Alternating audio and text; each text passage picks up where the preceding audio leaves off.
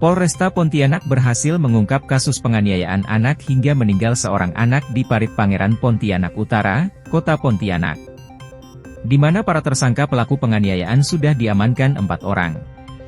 Diterangkan oleh Kapolresta Pontianak, Kombes Pol Ade Haryadi, bahwa penemuan anak meninggal di Parit Pangeran Pontianak Utara, di mana korban meninggal itu seorang anak usia 16 tahun. Korban diduga pada awalnya pelaku kejahatan anak-anak yang sering mengutil dan mengambil barang, di mana saat itu anak ini diduga mengambil barang alat pengaduk semen molen. Ia mengambil partikel-partikel di situ dan ketahuan oleh salah seorang sopir, kemudian dilaporkan ke pengawas. Setelah itu terjadilah aksi main hakim sendiri, dilakukan beberapa pemukulan oleh 4 orang tersangka ini yang mempunyai peran masing-masing. Ungkap Kapolresta Pontianak saat menyampaikan pers rilis didampingi Kasat Reskrim, Kompol Antonius Trias Kuncoro Jati, Kapolsek Pontianak Utara, AKP Suryadi di depan Satreskrim Polresta Pontianak, Kamis 3 Oktober.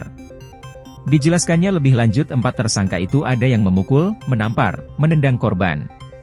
Ada 2 tersangka yang memang melakukan penganiayaan berat, sehingga mengakibatkan korban ini meninggal dunia, terangnya. Hasil visum korban meninggal karena ada pendarahan otak, sehingga kesulitan bernapas dan kejang-kejang kemudian meninggal dunia.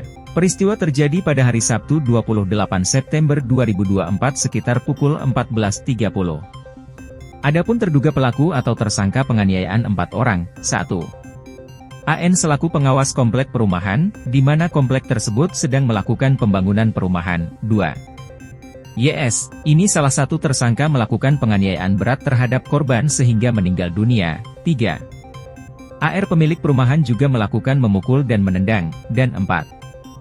ER, YS dan ER inilah yang melakukan penganiayaan berat sehingga korban meninggal dunia, ujar Kapolresta Pontianak Ade Haryadi. Dijelaskan juga adanya penemukulan ke kepala korban, diinjak dan membentur kepala korban ke semen yang masih kasar sehingga luka parah, selain luka pada bibir dan mata lebam dan lain-lain.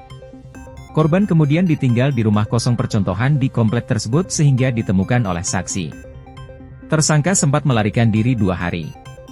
Para pelaku dikenakan pasal 80 ayat 1, pasal 80 ayat 2 UU nomor 35 tahun 2014 tentang perubahan UU nomor 23 tahun 2002 tentang perlindungan anak.